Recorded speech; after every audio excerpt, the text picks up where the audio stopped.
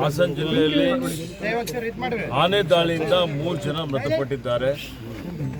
ಬಹಳ ಅತ್ಯಂತ ನೋವಿನ ಸಂಗತಿ ಇದೆ, ಅತ್ಯಂತ ದುಃಖದ ಸಂಗತಿ ಇದೆ.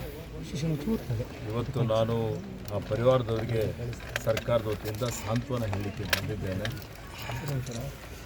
ಹಾಸನದಲ್ಲಿ ಮಾನವ ಪ್ರಾಣಿ ಸಂಘರ್ಷ ಇವತ್ತಿಂದಲ್ಲ, ಸುಮಾರು ವರ್ಷದಿಂದ ಇದೆ.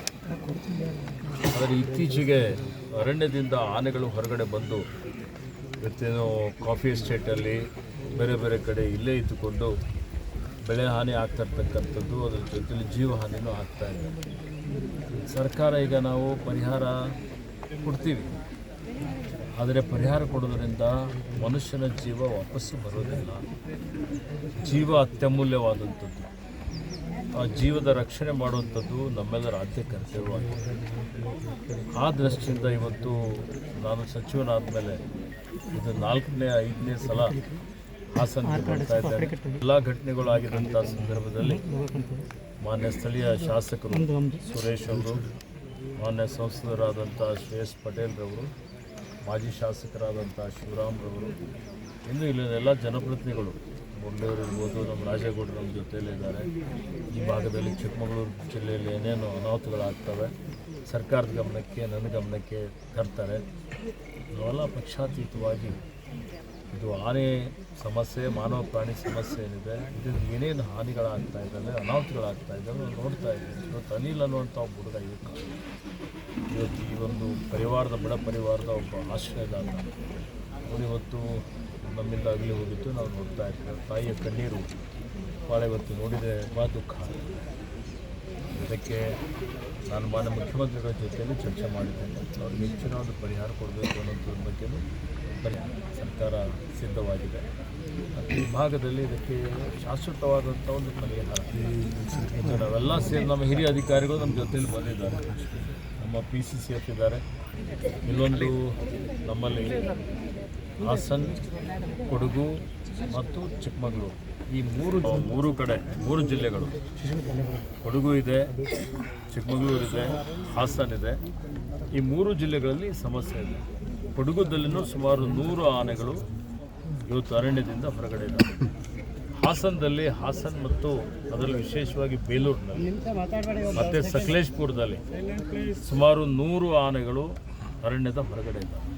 ಸುಮಾರು ವರ್ಷ ಹಿಂದಿನ ನಾವು ನೋಡ್ತಾ ಬಂದಂಥ ಸಂದರ್ಭದಲ್ಲಿ 80ರ ದಶಕದಿಂದಲೂ ಈ ಆನೆಗಳಿಗೆ ಸರಿ ಹಿಡಿದು ಬೇರೆ ಕಡೆ ಕಳಿಸಿದ್ರು. ಅವರ ಮೆಮೊರಿ ಪವರ್ ಯಾವ ರೀತಿಯಲ್ಲಿದ್ದರೆ ಮತ್ತೆ ಅಲ್ಲೇ ಬರ್ತಾರೆ.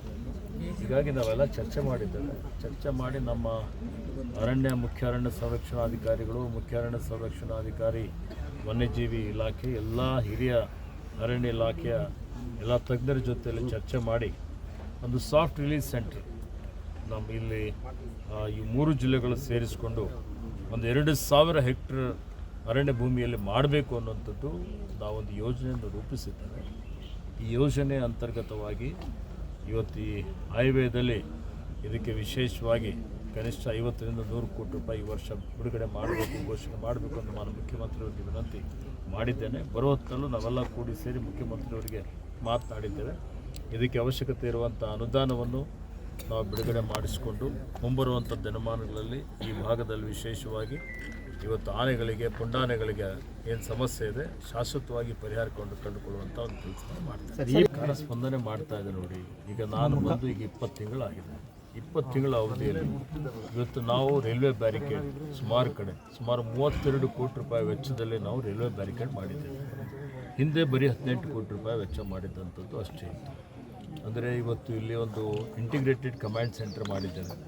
ರಾತ್ರಿ ಹಗಲ ಇವತ್ತು ಎಲ್ಲಿ ಆನೆ ಸಂಚಾರ ಮಾಡ್ತಾ ಇದೆ, ರೇಡಿಯೋ ಕಾಲರ್ ಹಾಕಿದ್ದಂಥದ್ದು, ಆಗದೇ ಇರುವಂಥದ್ದು, ಜನರಿಗೆ ಅದ್ರ ಬಗ್ಗೆ ಮಾಹಿತಿ ಕೊಡುವಂಥದ್ದು, ಅರಿವು ಮೂಡಿಸುವಂಥದ್ದು, ಮತ್ತು ಜಿಲ್ಲಾಡಳಿತಕ್ಕೆ ಇದ್ರ ಜೊತೆಯಲ್ಲಿ ಸಂಪೂರ್ಣವಾಗಿ ಅವರಿಗೆ ಸೇರಿಸಿಕೊಂಡು ಅವ್ರ ಜೊತೆಯಲ್ಲಿ ಕೋಆರ್ಡಿನೇಷನ್ ಮಾಡಿಕೊಂಡು ಇವತ್ತು ಜನರಿಗೆ ದಾರಿ ಒಳ್ಳೆ ರೀತಿಯಿಂದ ನೋಡಿಕೊಳ್ಳುವಂಥ ಒಂದು ವ್ಯವಸ್ಥೆಯನ್ನು ಇವತ್ತು ನಾವು ಬಂದ ಮೇಲೆ ಮಾಡಿದ್ದೇವೆ.